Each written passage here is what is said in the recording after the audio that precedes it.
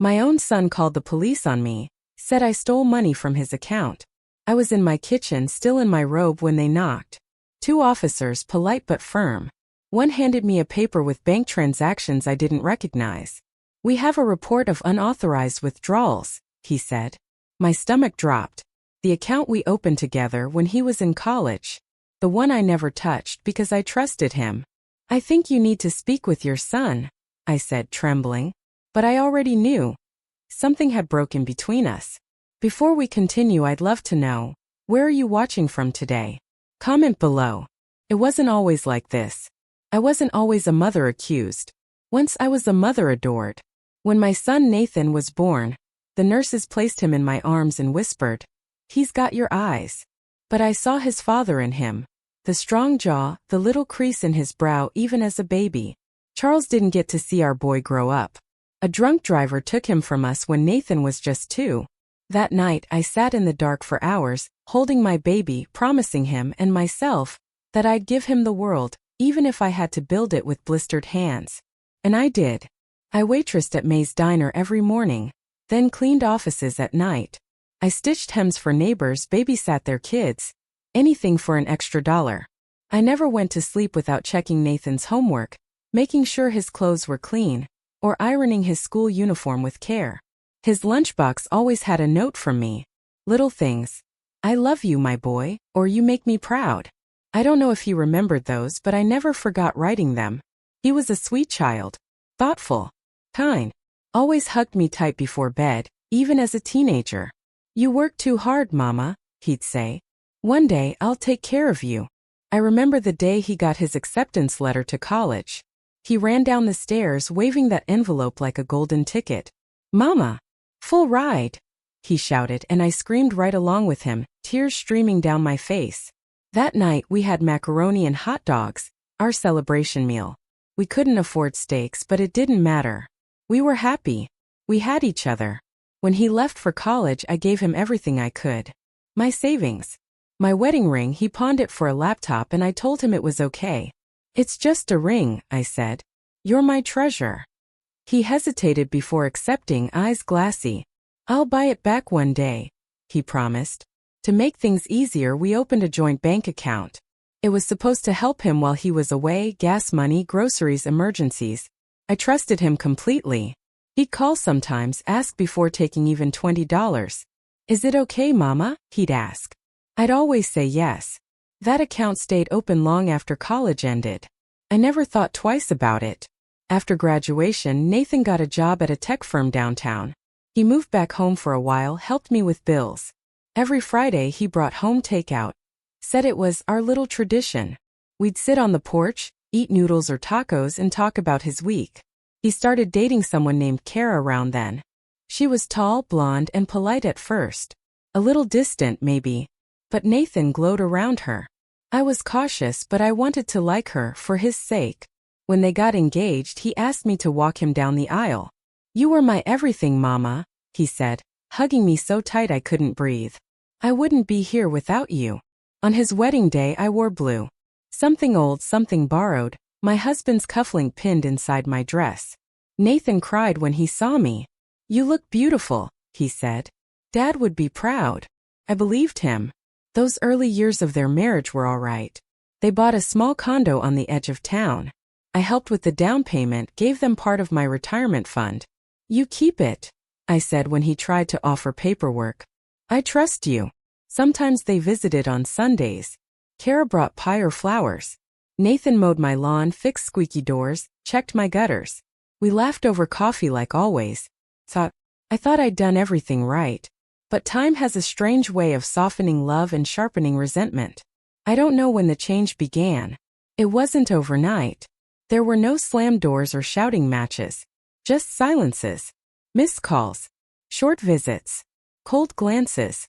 Still, I held on to hope, to memories of a boy who once kissed my forehead every night. One evening, a year after their wedding, Nathan came by alone. He sat at the table quiet. His fingers tapped the wood like he was keeping time. "You okay, baby?" I asked. He nodded. Then after a moment he said, "Kara and I were trying for a baby. I think we'll need to be smarter with our finances." I smiled. That's wonderful news. He looked relieved. Then he cleared his throat and added, we should probably close the joint account. Just for clarity. I hesitated. Of course, I said, though my heart sank a little. That account felt like a thread between us, silly maybe but meaningful to me. A symbol of trust. He closed it the next week. Or so I thought. What I didn't know, what I couldn't know, was that he hadn't closed it. Not really. My name was still there. My information. My access. He just stopped telling me. And slowly, the warmth in his voice began to fade. The visits grew shorter. The thank yous stopped coming. And the boy who once said, I'll take care of you, began to treat me like a burden he had to manage. I didn't know it then, but the foundation of our relationship, the one I spent decades building, had already begun to crack. The first time I truly felt something had changed, I was sitting in Nathan's living room, holding a mug of tea I hadn't asked for. Kara handed it to me with that smile that doesn't quite reach the eyes, tight at the corners, a little forced. It's herbal, she said. You mentioned once caffeine makes you anxious. I hadn't. I never said that. I've drunk black coffee every morning for 50 years. But I smiled anyway and sipped it. Nathan was on his phone, fingers flying across the screen. I waited for him to put it down, to look at me, to ask about my garden or how bingo went at the church hall. Instead, he said without looking up, so, have you ever thought about selling your house? I blinked. What for? He shrugged. It's a lot for one person. You could move somewhere smaller. Condo maybe. Less upkeep. Kara nodded from the kitchen. It's just not safe, all those stairs. And it's kind of outdated. Outdated. That word stuck with me the rest of the night. Like my home, the one Charles and I bought together, the one I raised Nathan in, was a broken appliance. I brushed it off. I'm fine where I am. Nathan didn't press. But he didn't look pleased either. That was just the beginning. The next time I visited, Kara was redecorating. She showed me swatches for new curtains and said, we're budgeting more carefully now. Every dollar counts. Nathan chimed in. We've got a financial planner now. He says we should track everything. Even family gifts. Family gifts? They both looked at me when they said it. I ignored the implication. But it lodged itself deep in my chest like a splinter. Later, I asked Nathan if he needed help, money, groceries, anything. He shook his head. No, we're good. We have to be smart now. Can't afford to carry anyone. Carry anyone. Like I was luggage. Like I hadn't fed him when he was sick or kept the lights on by skipping meals. But I smiled. I always smiled. That was my mistake. The next incident was smaller, but it stayed with me. I brought over a photo album. I thought it might be nice to look through old pictures together. I'd found baby photos of Nathan in a pumpkin costume, and one of him and Charles building a snowman. When I opened the album, Kara frowned.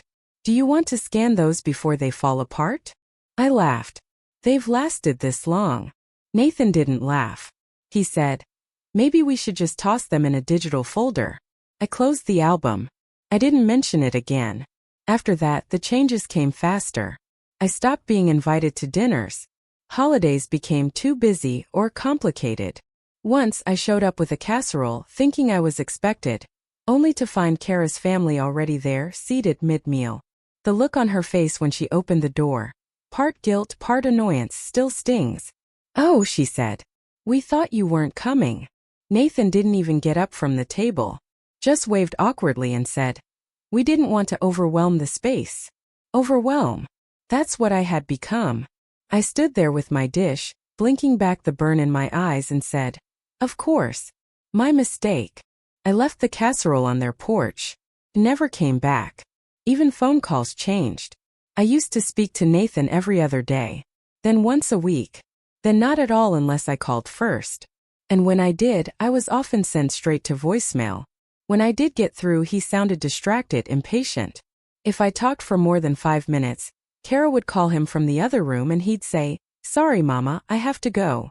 Mama. He used to say it with warmth. Now it felt like an obligation. The last time we had lunch together, I offered to treat. We sat at that little Italian place he used to love.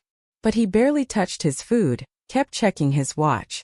At the end, I reached for the bill, but he grabbed it and said, I'll put it on the joint account. I froze.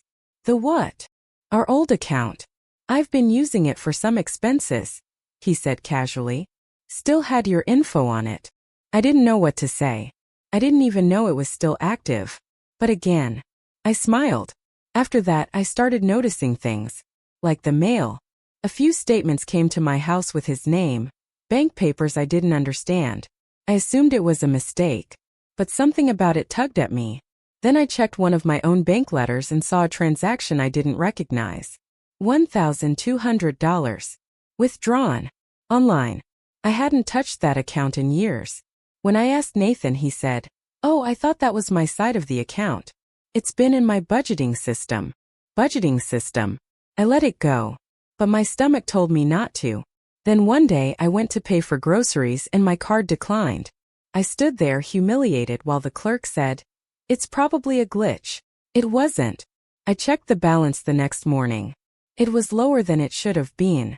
Not empty but thinner. Like someone had been taking little pieces of me without asking. That's when I started writing things down. Quietly. Just notes. Dates. Amounts. Because deep down I felt something was happening. Something I didn't want to believe. But belief, I was learning, had nothing to do with truth. It was a Sunday, early spring, when the trees were still bare but the air hinted at warmth. I was invited to brunch at Kara's parents' home. A large beige house in a part of town where driveways were longer than the yards I'd grown up in. I remember standing on their porch with a pie in my hands, the one Nathan used to ask for on his birthday, cherry crumble still warm. But as soon as I stepped inside, I felt it. That chill. Like I walked into a room where someone had just been talking about me. Kara's mother gave me a smile that felt more like a grimace. "So nice of you to come, Evelyn." Nathan didn't hug me. Didn't even take the pie. He just nodded, distracted, and said, "Let's eat." The table was covered in food I didn't recognize. Quinoa salads, avocado spreads, tiny plates with no labels. I sat at the far end, next to a decorative plant. No one asked me anything, not about my garden, not about church, not about anything. They talked stocks, baby names, furniture imports. Then came the toast. Kara's father stood and clinked his glass. To family, and to the new home. I blinked. New home. Everyone turned toward me. Nathan cleared his throat. "We put in an offer on the house next to ours. It's bigger. Room for the baby when it comes." I smiled. "That's wonderful. But that must be a stretch." He glanced at Kara, then said, "We're planning to use part of the inheritance early." I set my fork down. "What inheritance?" Kara looked uncomfortable, but Nathan went on. "Your house, Mama. I mean, we all know it'll come to us eventually. We thought we'd get ahead of things." My mouth went dry. "I'm still living in that house." He laughed, but it was hollow. "Of course. We're not pushing you out. But we could use it as collateral. The bank said it's doable since we're family." I stared at him, stunned. "You're planning to leverage my house?" "It's our future," Kara said softly, almost defensively. I looked around the table. Not one person, not one said anything. Not even a cough of protest. They sat in silence, letting the words settle like dust. Nathan leaned forward. "It just makes sense, Mama. You don't use all the space. You live alone. And frankly, the value's just sitting there." My hands were shaking. "That house is mine," I said quietly. "Your father and I built that life one room at a time. I'm not trying to take it from you," he said quickly. "I'm just saying if you loved us, you'd help us secure our future." There it was. The blade under the napkin. The guilt trick. I didn't argue. I didn't yell. I simply stood, smoothing the skirt of my dress, and said, "Thank you for brunch." No one stopped me as I walked out. No one followed. When I got home, I set the pie on my table. Untouched. I sat in silence for what must have been an hour.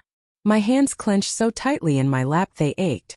That night I had a dream of Charles, standing in our backyard, his sleeves rolled up, planting a tree with Nathan. I watched the two of them side by side laughing, and I woke up crying. The next few days I tried to pretend things would settle. But the calls from Nathan became colder, more transactional. Then came the breaking point. It was a Wednesday afternoon when I got the call from the bank. A woman named Teresa said they'd received a request to list my property as an asset backing a new mortgage. The documents were submitted digitally, but they lacked my signature. "Are you co-signing on this loan, Mrs. Whitmore?" she asked. My throat closed. "No," I whispered. "Absolutely not." "I thought so," she said. "I've flagged the account and frozen the transaction. You may want to come in and review your information." That same day, I checked the bank account Nathan and I once shared, the one I hadn't touched in years. Several withdrawals. Over the course of months. Amounts just under thresholds that would have triggered notifications. $1,000 here. $2,300 there. All under my name. I stared at the screen numb. He hadn't just assumed my property. He'd been draining my accounts. Slowly. Strategically. And without a word. When I called him, my voice barely held together. He didn't answer. But Kara did. Her voice was clipped. "Hi, Evelyn. I need to speak with Nathan. He's at work. I know what you've done." A pause. Then, "Everything's above board. You're just confused." Confused. That word broke me. I hung up and sat in the living room, watching the light fade through the curtains. I used to believe that love, real love, came with protection. That no matter how old we got, our children would remember the sacrifices, the sleepless nights, the years of doing without so they could have just a little more. But now my son looked at me and saw equity. A signature. A house. A burden. And the worst part? He did it slowly. So slowly I didn't even feel the knife until it twisted. The following week, I sat at the edge of my bed with the curtains still drawn, staring at the same bank statement I'd read over a dozen times. Every line on the page felt like a bruise, not just on my account but on my trust, my history, my motherhood. I had raised a son with the belief that love, once planted deeply enough, would grow roots too strong to turn bitter. But something had rotted. It wasn't just neglect. It was premeditated, deliberate. I found myself replaying every conversation from the past year. Every vague excuse. Every deflection about money, about the house. And now that I was paying attention, really paying attention, the pieces started clicking into place. Nathan hadn't just distanced himself emotionally. He'd been building something behind my back. And I was starting to believe it had nothing to do with a baby or a bigger house. It was about control. 2 days later, I walked into my kitchen just in time to hear the tail end of a voicemail playing from the machine. One Kara hadn't realized I could hear from the hallway. "The documents should be finalized by Friday," a woman said, voice brisk and efficient. "We'll proceed with the transfer once we have Evelyn's signature or a power of attorney filed. I'll follow up before noon." Beep. Kara's heels clicked across the tile. She didn't know I was listening. My stomach dropped. She was in my kitchen, using my phone. I stepped in. "Who was that?" She jumped. "Oh, I didn't know you were home." I didn't smile. "You were expecting me to be gone?" No, she said quickly, brushing her hair behind her ear. "That was just a call from the mortgage advisor. I asked them to leave a message in case Nathan missed it." I walked toward her, slow and quiet. "Why are mortgage advisors calling my home line?" She blinked. "Well, your number is on the property paperwork. It's just easier sometimes." "My number is on my property paperwork," I said. "Because it's my house. My name. Not yours. Not Nathan's." She didn't respond. Her fingers fiddled with her phone. "I'd like you to leave now," I said softly. Kara opened her mouth, then closed it. She looked at me. Really looked, and saw something she hadn't expected. Defiance. She left without another word. That night, I pulled out a shoebox from under my bed. Inside were old documents, bank records, a will I'd written when Nathan was 15. I flipped through each one, looking at the scribbled notes, the careful signatures. My late husband's writing on our mortgage contract. A photo of him holding Nathan on his shoulders, both of them covered in mud from planting our first apple tree. My chest ached. I'd saved every piece of paper, every memory, thinking it would protect something. Maybe our story or our bond. But paper couldn't hold back betrayal. And then I remembered something else. Years ago, Charles had warned me, gently but clearly, never to leave financial details too loose. "People change, Evie," he said. "Even the good ones. Especially when there's money involved." Back then, I brushed him off. Nathan would never. Now I wasn't so sure. The next morning, I walked to the local coffee shop. Not to get coffee, but to speak with Margot, the bank teller who'd once dated Nathan in high school. She was warm and steady, the kind of woman who remembered faces and didn't ask too many questions. When I sat across from her and told her I needed help understanding some transactions, her smile faded. Do you suspect fraud? I suspect my son has done something I never thought he was capable of, I said. She nodded. Let's take a look. Together we reviewed the account history. Logins. Transfers. She printed records, hesitated, then whispered. These withdrawals didn't come from your login. They used yours, but the IP address matches one listed under Kara's email. I stared at the page. She continued. The account hasn't technically been closed. Your name's still on it. That's the only reason you can still access it. I swallowed hard. If I hadn't asked, I would have never known. She gently reached across the table, placing the printouts into an envelope. Keep these safe. And if anything else happens, talk to a lawyer. Please. When I got home, I tucked the papers into my shoebox, then sat on the floor for a long time. I didn't cry. I didn't speak. I just breathed. It wasn't about the money anymore. It was about the scheme. The way they'd moved around me like I was a relic. Something to plan around, not someone to respect. I wasn't a mother anymore, I was a resource. A stepping stone. That night I sat on the porch with a cup of tea, watching the sky fade into twilight. I thought of Charles again. I wished more than anything that he could see what was happening. Not because I wanted him to stop it, but because I didn't want to be alone in this. And yet, I wasn't entirely alone. That evening my neighbor Martha stopped by. She brought cookies unprompted. You all right? She asked, eyeing my face. You look like you've seen a ghost. I looked at her. For a moment I considered brushing it off like I always did. But something in me cracked. I think my son's trying to take my house, I whispered. She sat down beside me. Didn't say anything for a long time. Just held my hand. You're not crazy, she finally said. And you're not alone. That was the moment I stopped doubting myself. Because when a scheme is happening behind your back, you only have two choices. Let it break you. Or start watching everything with your eyes wide open. And I was done pretending not to see. Have you ever felt betrayed by your own family? Let us know in the comments. I didn't confront Nathan right away. Not because I was afraid of him, but because I needed to see just how deep the rot went. And it didn't take long for the mask to slip. It was a Thursday when I invited him over for coffee. Just him, no Kara. I said I wanted to talk, nothing serious. He showed up late, wearing that same corporate suit he once said made him feel grown up, though he didn't bother to take off his shoes before stepping onto my rug. He barely looked around the house, the same one he grew up in. The photos on the wall, the dented door frame from when he learned to ride his scooter in the hallway. None of it seemed to exist to him anymore. We sat at the table where he'd once eaten peanut butter sandwiches with his legs dangling off the chair. I slid a manila folder across to him. Quiet. Calm. He opened it. A few printed bank records. Transaction logs. Login details. For a long moment he didn't say a word. Then without blinking he said, "Where did you get this?" "My name is still on the account, Nathan."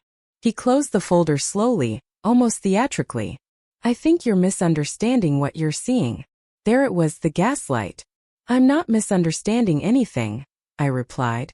"You've been withdrawing money using credentials that trace back to Kara's devices. You submitted my property for a mortgage I never signed off on. You took what you wanted, thinking I wouldn't notice." He scoffed, leaned back. "It's not theft, Mom. It's family. Everything I've done. It's been with the assumption that one day it'll all be mine anyway." That stung more than I expected. I clenched my hands under the table. "That's the problem.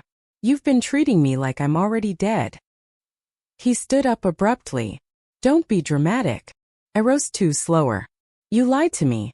You took money that wasn't yours. You used my name for your benefit without permission." His voice dropped low and sharp. "You're overreacting. You want to bring lawyers into this now? Over a few withdrawals." I walked to the kitchen sink just to breathe. The faucet dripped steadily, each tick a metronome of my fury.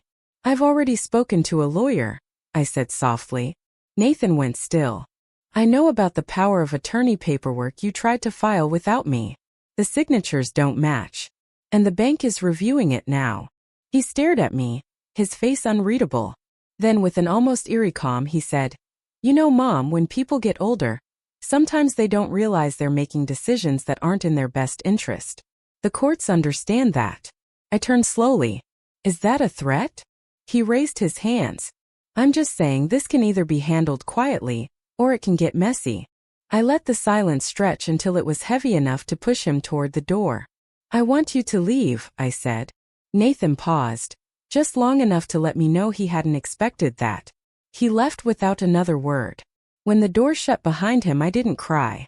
I didn't even sit down. I walked to my bedroom, opened the drawer where Charles's old army watch sat, and pulled out a sheet of paper I hadn't looked at in over a decade. A copy of our original will. It still named Nathan as my sole beneficiary. At the time it had seemed like the right thing, a final gift from a parent to a child. But now I understood something Charles had said years ago, during one of our many quiet late-night talks. Sometimes the greatest harm comes from giving too much without teaching enough. The next morning I called my lawyer, Harold, a patient man with silver hair and a listening heart. He'd helped me with my mother's affairs years ago. We met in his office the following afternoon. "I want to change everything," I said. "Every document. Every name. Every clause." He raised an eyebrow. "That's serious?" I handed him the bank records, a copy of the flagged mortgage attempt, and the failed power of attorney forms. He read in silence. When he finished, he said, "This isn't just betrayal. It's calculated." "I know. Are you sure about what you want to do?" "I want to remove my son from my will," I said. "And I want it written so clearly that no loophole will save him if he tries to fight it." We spent 3 hours going through every asset, the house, the land, the bank accounts. I didn't have much, but what I did have I wanted to protect from greed. Harold suggested adding a deterrent clause. If Nathan or Kara contested the will, everything, house, savings, even the furniture, would go to a local women's shelter. A nuclear option, he called it. I agreed without hesitation. When the papers were done, I signed them with a steadier hand than I thought I had left in me. As I placed the pen down, I felt not peace. Not yet. But clarity. The kind of clarity that comes when you stop waiting for someone to come back and finally accept that they're already gone. It was strange how quiet the world felt after I signed the papers. I walked home from Harold's office without taking the usual shortcut through the park. I needed the long way, the slow steps, the wind against my face, the weight of the pen still fresh in my hand. It felt like something had shifted, something permanent. Like I'd placed a stone marker in the soil of my life and whispered, "Here." This is where it changed. When I got home, I stood in the foyer for a moment just listening. The house was silent as always. But this time it didn't feel empty. Felt mine again. There were still dishes in the sink. A laundry basket that needed folding. But everything looked different now. The betrayal hadn't vanished, but the fog it created had started to lift. I wasn't lost anymore. I was choosing. That night, I sat at the kitchen table with a fresh cup of tea and began writing letters. Not for Nathan. Not for Kara. For myself. For the people who might one day wonder why I made the choices I did. One letter went to the women's shelter Harold had recommended. It was small, 2 staff members, 6 beds, and a waiting list long enough to stretch across 3 counties. I told them who I was, what I was doing, and why. I didn't need a plaque or a name on a wall. I just wanted to know that if Nathan ever came for my house again, the fight would mean something. Another letter went to Margot, the bank teller. I thanked her for being kind, for treating me like a person, not a problem. I enclosed a gift card to the coffee shop where she'd always served me with a smile. The final letter I never mailed. It was for Charles. I wrote, "I thought we did everything right. We raised him with love, with discipline, with examples of what it means to care. I thought that would be enough. But maybe we gave him too much and asked too little. I don't blame you. And I'm trying not to blame myself. But oh, Charles, it hurts. It hurts like a fire that won't go out. Still, I'm doing what you'd want. I'm protecting what's left of us, of this home. I hope wherever you are, you'd be proud." I folded that letter and placed it inside the photo album he once loved, tucked between pages of a camping trip and a snowstorm. The next morning, I called the county clerk's office and began the process of updating my deed. transferring the house into a trust under my name alone, with explicit instructions about its future ownership. No shared access? The woman on the phone asked. None, I said. Just me. Contesting clause? Yes. If anyone challenges it, it all goes to charity. There was a pause. Good for you, she said. That small sentence stayed with me longer than it should have. The days that followed were quieter than usual. Nathan didn't call. Kara didn't show up with forced pleasantries and manufactured smiles. First, I checked my phone obsessively. Then I stopped. Silence has a way of teaching you who you really are when the noise falls away. I started waking earlier. Sat on the porch with coffee and watched the light come back into the world, little by little. I began tending to the garden again, not because I had to, but because I wanted to. The tomato vines had grown wild, but I didn't mind. Let them be a little unruly. They'd still bear fruit. One afternoon, while pulling weeds near the fence, my neighbor Martha leaned over. You look lighter, she said. I wiped my hands on my apron. I feel clearer. Good. You deserve that. I nodded. I just wish it didn't come at this cost. Martha sighed. Sometimes clarity costs everything.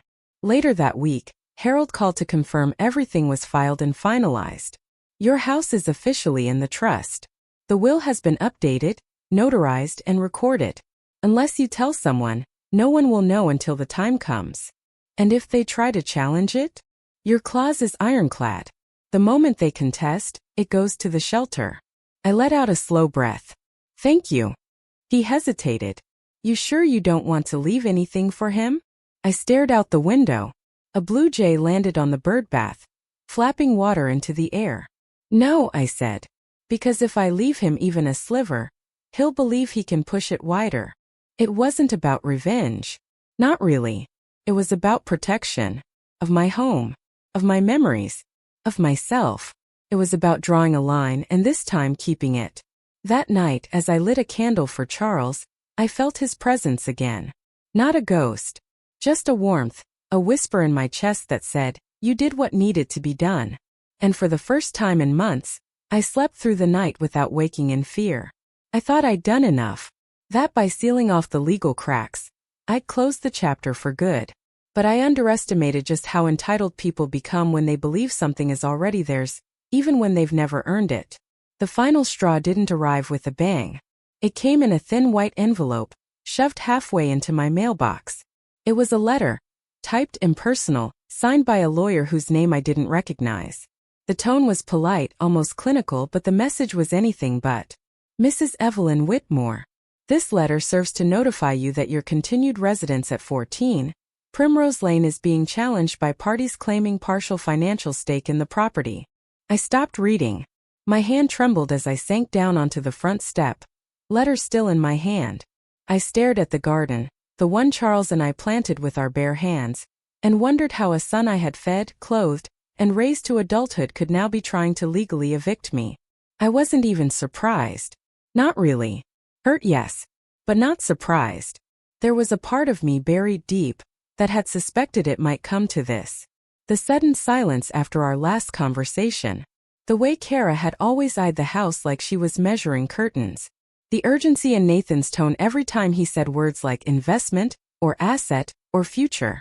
Still, something about seeing it in black and white made it feel more brutal. I walked inside, folded the letter, and placed it beside the manila envelope on my kitchen table.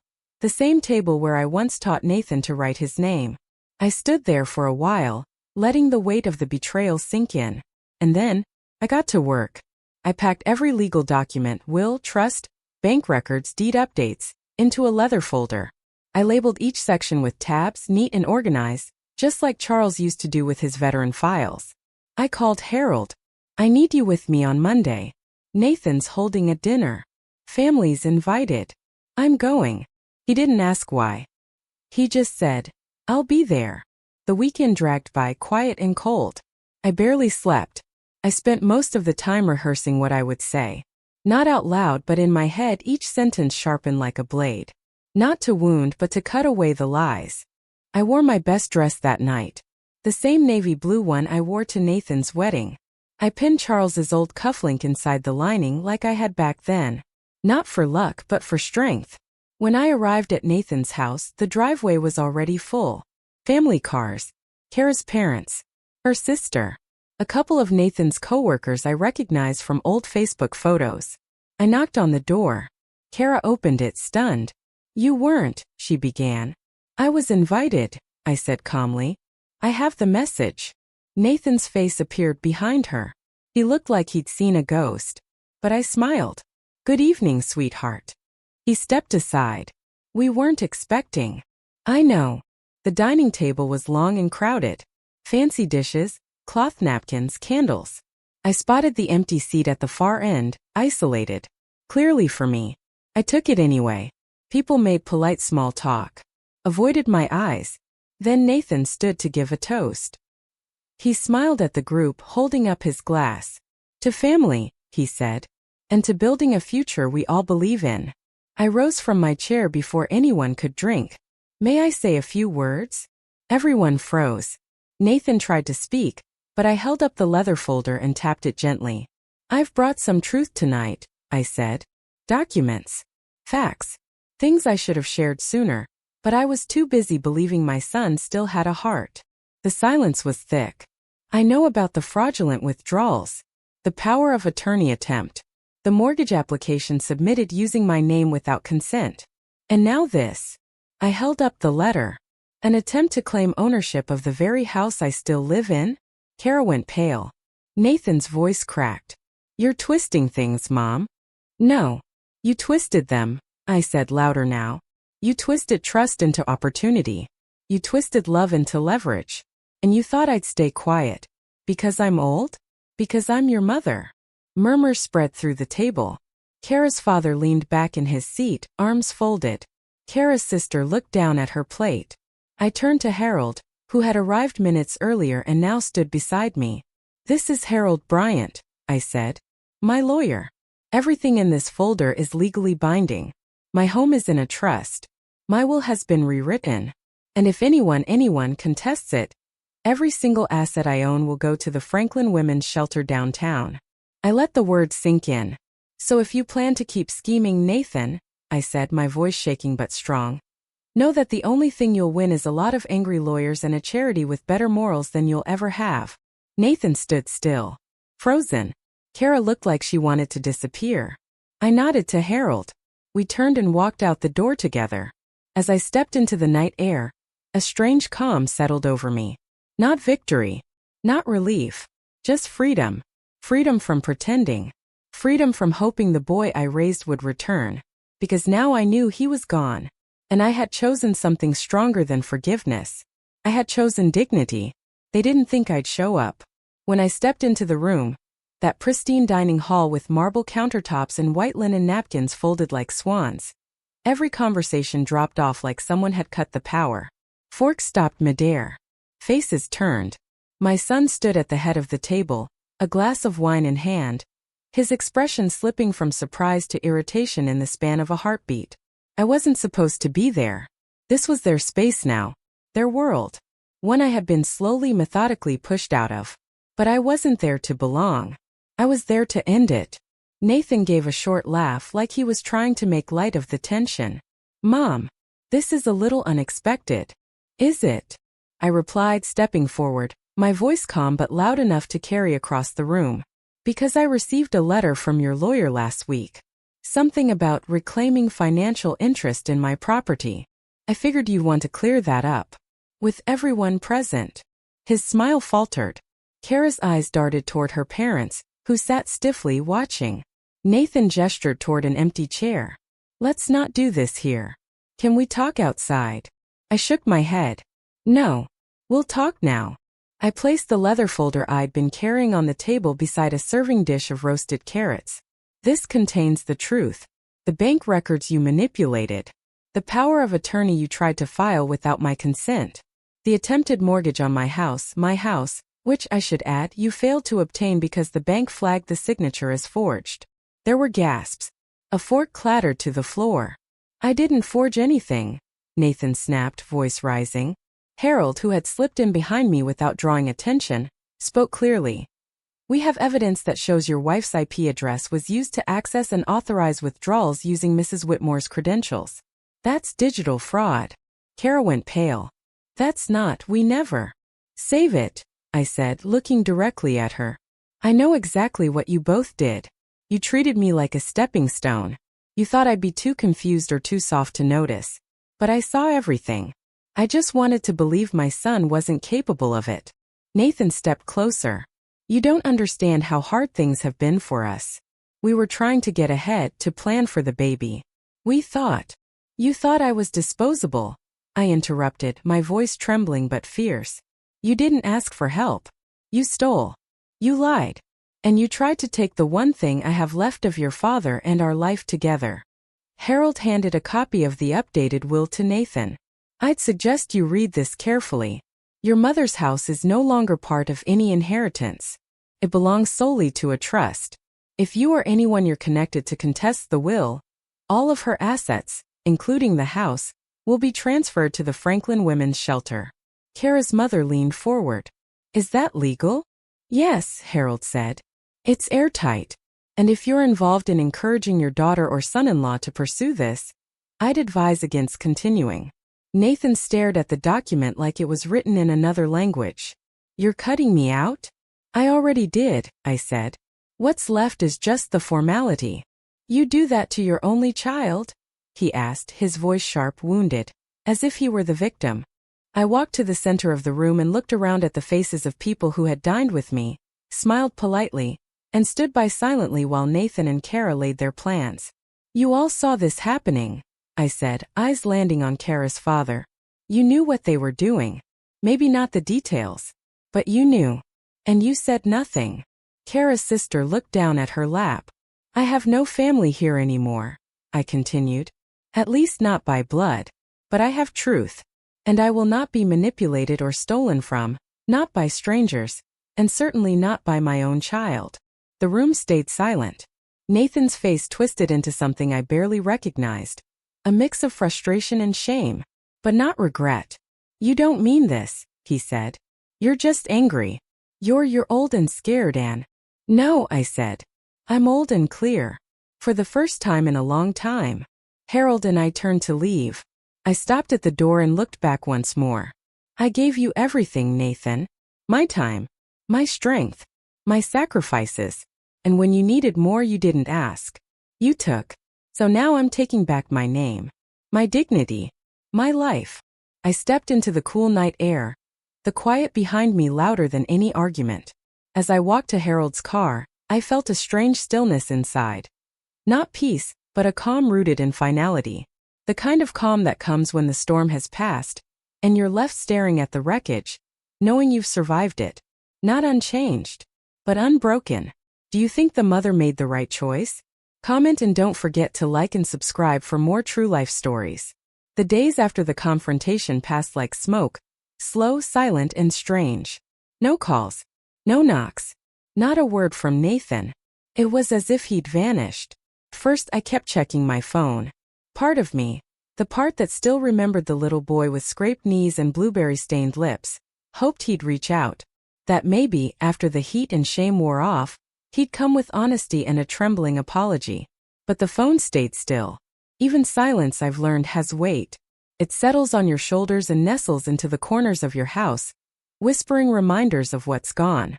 I spent that first morning sitting by the window, watching the birds gather around the feeder. Charles used to refill it every Saturday, said the cardinals brought luck. One perched on the edge just then, bright and bold against the gray sky. I took it as a sign. That afternoon I walked into town. I needed to feel human again. Not just like a name in legal documents or a cautionary tale. I stopped at the market, picked up apples, tea, and a small bouquet of marigolds. The cashier, a teenage girl with purple braids, smiled at me and said, "These are my grandma's favorite too." I nodded. They were my husband's. I didn't explain more. I didn't need to. The next day, gossip found its way to my porch, as it always does in small towns. Martha, my neighbor, stopped by with a lemon cake. "I heard about the dinner," she said, sliding into the rocking chair beside mine. I took a bite of the cake before answering. I didn't know so many people had ears in that house. She smiled. "This town has thin walls and long memories." I sipped my tea. I suppose I'm the villain now. No, she said firmly. You're the mother who finally stood up for herself. We sat in easy silence after that. The kind of quiet that doesn't demand conversation. Still, the loneliness crept in when the evenings stretched too long. I'd wander the house running my fingers across old photo frames. Me in a faded dress. Charles in his uniform. Nathan in a Halloween pumpkin suit, grinning wide with 2 missing teeth. It hurt to look at those pictures. But it hurt more not to. I dusted off a few and placed them in a drawer. Not to erase the past, but to give myself space to breathe. Some memories are like perfume. Sweet in small doses, suffocating when you drown in them. 3 days after the dinner, I went to visit Charles. The cemetery was quiet, just the sound of wind through tall grass and the crunch of my shoes against gravel. I sat on the bench near his headstone and whispered everything. I did what we said we'd never have to do, I told him. I stood against our son. I let the tears come then, slow and quiet, the kind that burn without permission. I thought love was enough. I thought raising him with kindness and honesty would protect him from this kind of greed. But maybe I loved him so much, I let him forget how to love me back. I left the marigolds at his grave and walked away without looking back. That evening, something unexpected happened. A knock. Not forceful. Not anxious. I opened the door to find a small figure on the porch, my granddaughter Lily. She stood with a backpack slung over her shoulder, hair in a loose braid and eyes too old for her age. "Hi, Grandma," she said softly. I blinked. "Hi, baby." She looked down. "Dad doesn't know I'm here." My heart ached. "Come in."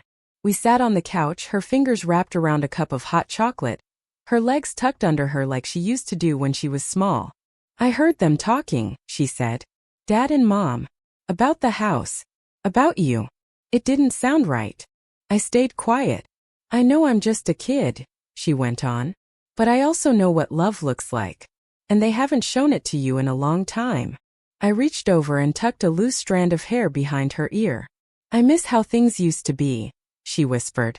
"When we all had dinners here. When you and Grandpa danced in the kitchen." "I miss it too," I said. She leaned into me, and for a moment, the silence between generations was filled with something softer than pain. Something like understanding. After she left, after I watched her walk back to her friend's car at the corner, I realized something important. I hadn't lost everything. I'd lost a son, but I hadn't lost my worth. And maybe I hadn't lost hope either. The next morning I woke up before the sun rose. No alarm, no noise. Just a quiet nudge inside me, like my body knew it was time to begin again.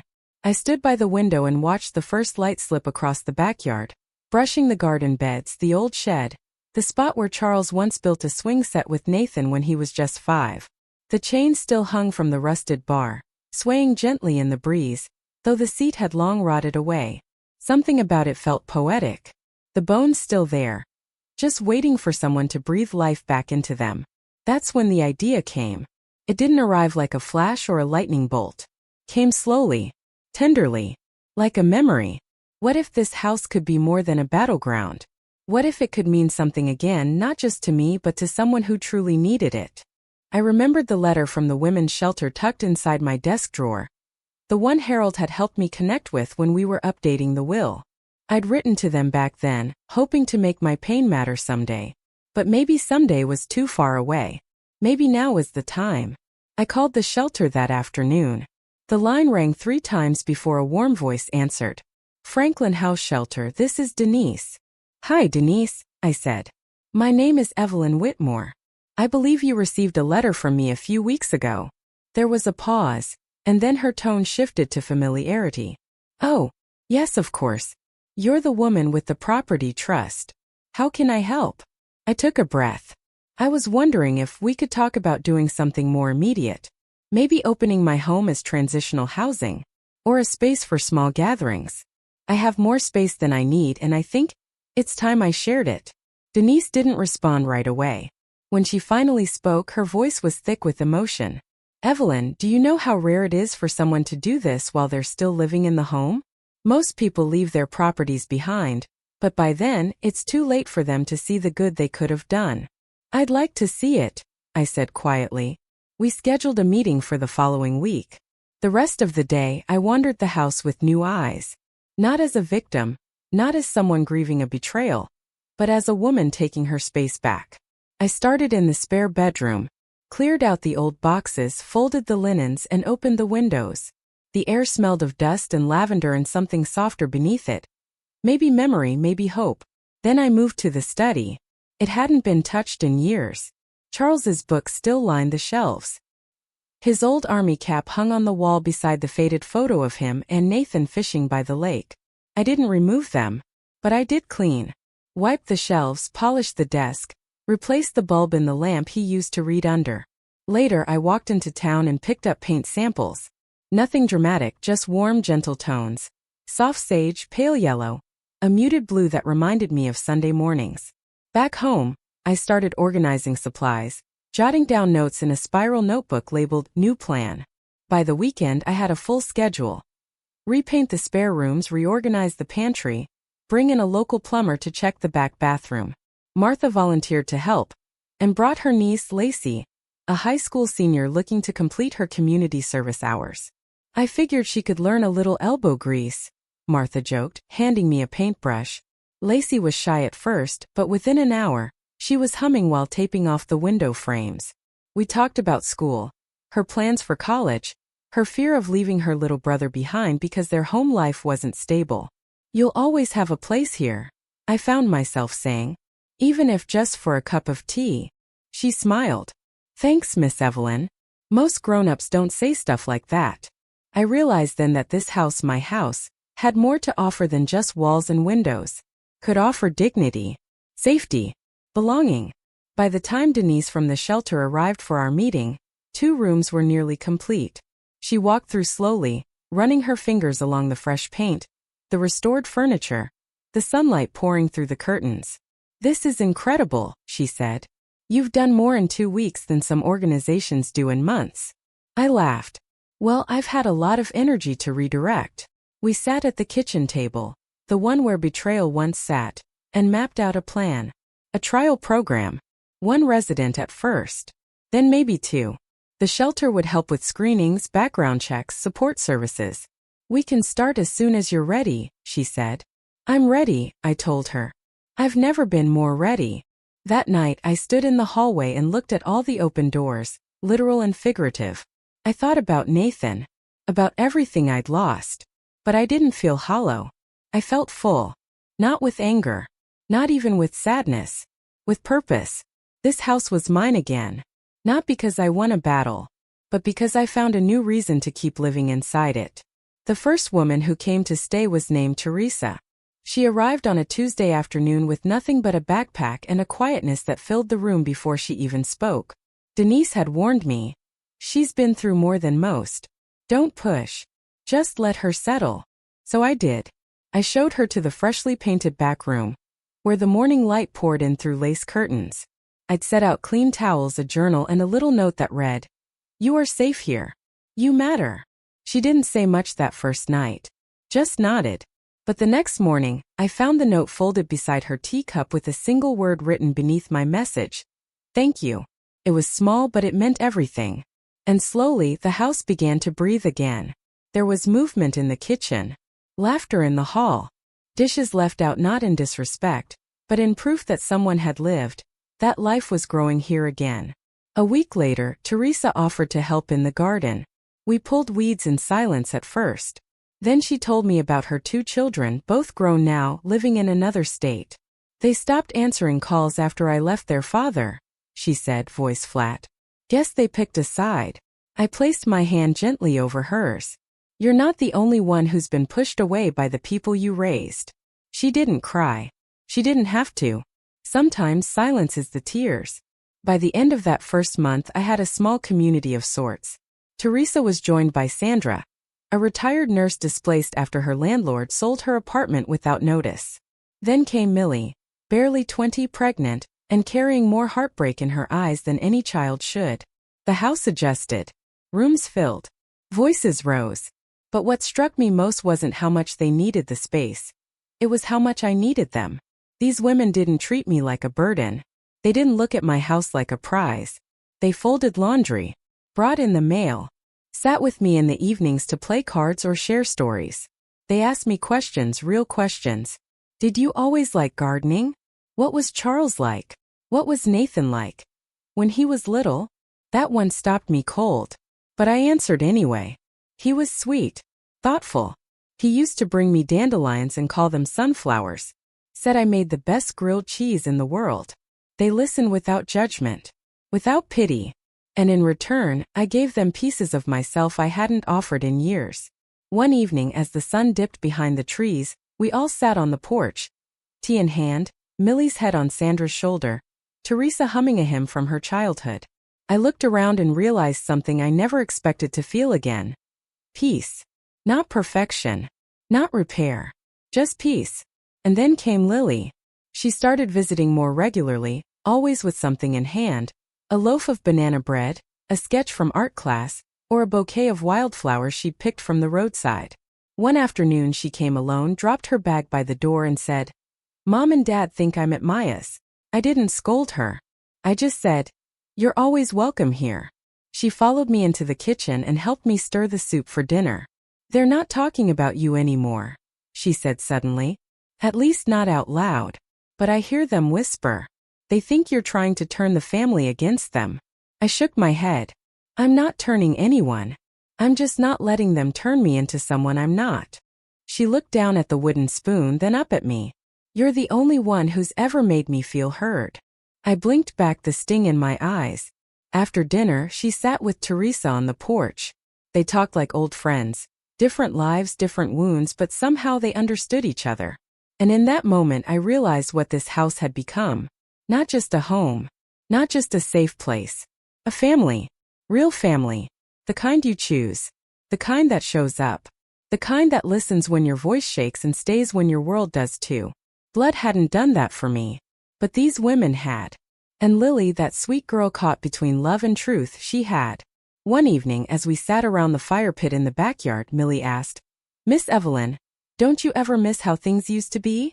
I thought for a moment. "I miss believing my son was someone he isn't," I said. "But what I have now, it's real. It's not tied to guilt or expectation or obligation. It's built on kindness. And that kind of family, that kind is worth everything." They nodded. No one needed to say more. The swing in the backyard still creaked. The photo album still lived in the bottom drawer. And yes, the ache still came sometimes, in the quiet moments, in dreams I couldn't quite control. But now when I opened my eyes, I saw light pouring through open doors. I saw laughter over tea. I saw hands folded together in prayer, in strength, in gratitude. And I saw something my bloodline had tried to erase. A legacy of love that wasn't dependent on DNA. It had been over 2 months since the dinner, the confrontation, when the knock came. It was a soft knock. Hesitant. Like the person on the other side wasn't sure they wanted to be there. I was in the kitchen, peeling carrots with Millie, the radio humming some old Ella Fitzgerald tune when it happened. We both froze, the quiet sound slicing through the calm. Millie looked at me. "You expecting someone?" I shook my head slowly. My knees felt heavier than usual as I made my way to the front door. I pulled it open gently and there he was. Nathan. Standing on my porch like a stranger. His hands were tucked into his coat pockets, shoulders hunched forward, hair a little longer than I remembered. He looked tired, not just in the physical sense, but in that deep soul-worn way you can't quite hide, no matter how expensive your jacket is.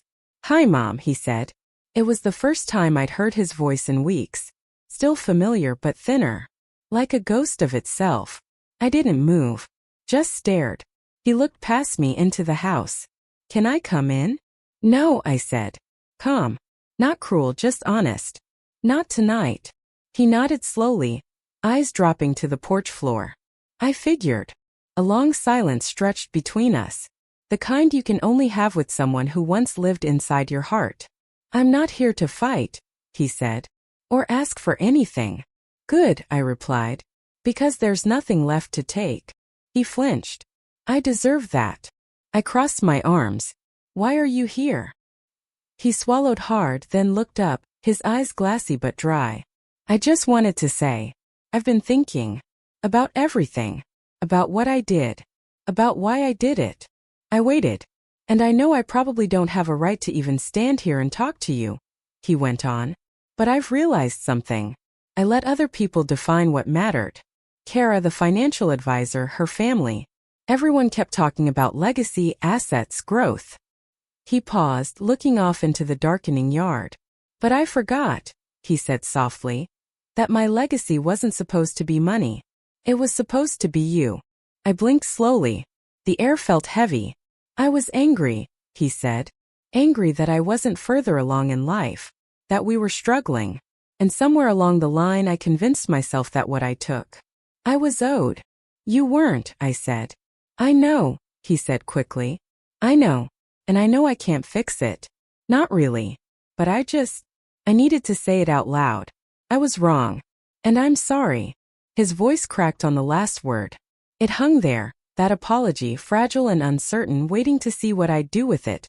For a moment I thought about reaching out, about hugging him, about folding him into the warmth I'd always offered, the way mothers are supposed to. But that time had passed. Forgiveness, I've learned, isn't always about returning to what was. Sometimes it's about accepting what will never be. You hurt me, Nathan, I said. Not just with what you did, but with how easily you did it. How easily you believed I was just an obstacle. He nodded. I know. And even now, I don't know if you came here because you regret what you did, or because you regret getting caught. His eyes closed briefly, the words hitting their mark. But I also know this, I continued. You were my greatest joy. And I loved you more than anything in this world. I know, he whispered. I raised you to be kind, to be honest, to take care of people. I don't know when that changed or why. But I hope you find your way back to that boy. The one who gave me dandelions and told me I was his hero. He looked like he was about to speak, but I raised a hand. I don't hate you, I said. But I don't trust you. And I won't pretend nothing happened. He nodded. I don't expect you to. We stood in silence again. Only the sound of the wind moving through the trees. Finally he stepped back. I'm glad you're okay. Lily talks about you a lot. She's welcome anytime, I said. You know that. I know. He hesitated at the stairs. I don't think I'll ever stop being sorry. I didn't say anything. He turned and walked down the path. No dramatic goodbye. No final plea. Just the crunch of gravel under his shoes as he disappeared into the night. I closed the door, leaned my forehead against the wood, and breathed out slowly. Behind me, Millie stood quietly, hands still damp from rinsing carrots. Was that? Yes, I said. That was my son. She walked over and placed a gentle hand on my back. You okay? I nodded. I think so. And in that moment I realized something else. I didn't need Nathan to fix what he'd broken, because I had already built something stronger in its place. Would you forgive someone after a betrayal like this? Let us know in the comments. The sign went up on a sunny Saturday in early spring. It wasn't anything flashy, just a wooden plaque Charles would have approved of. Sanded smooth, hand-painted by Lacey and Millie together, with bold, careful letters that read, Marjorie's house, a home for healing. We chose the name together. It wasn't mine, not really. It belonged to a woman who once stayed at the Franklin shelter years ago.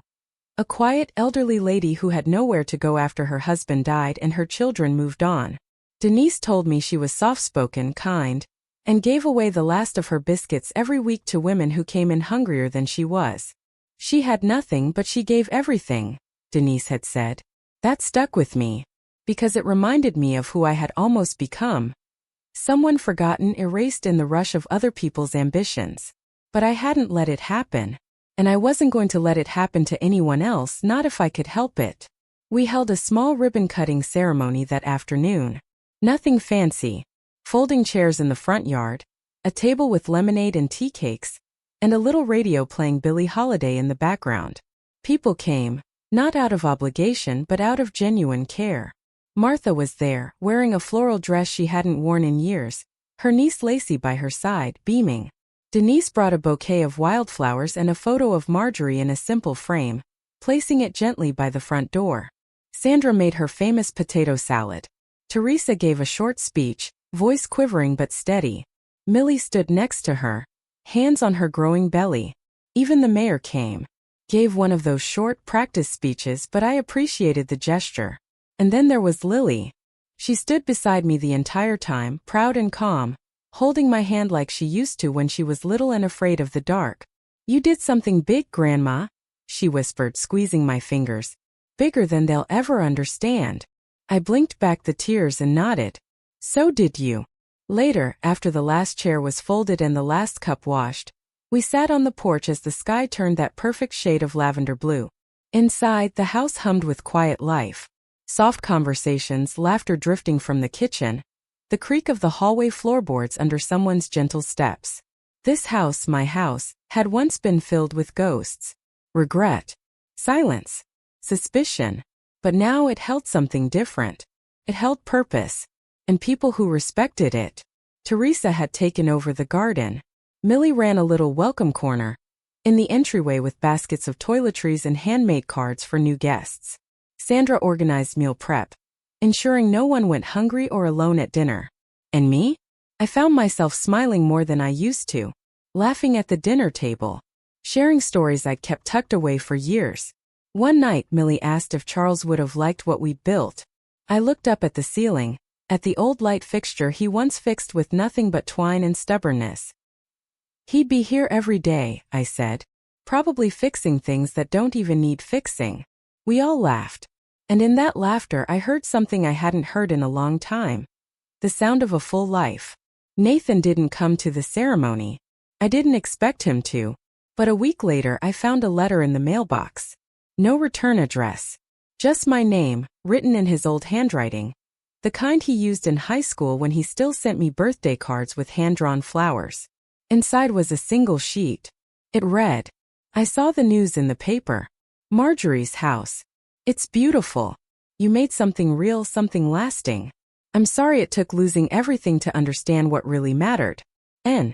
I folded the letter and placed it in the same photo album that held my message to Charles. Right between the camping trip and the Christmas we spent in matching pajamas. I didn't cry. I didn't ache. I just smiled. Because I'd stopped needing Nathan to fill a space he'd willingly left empty. This house, this home was no longer about what I had lost.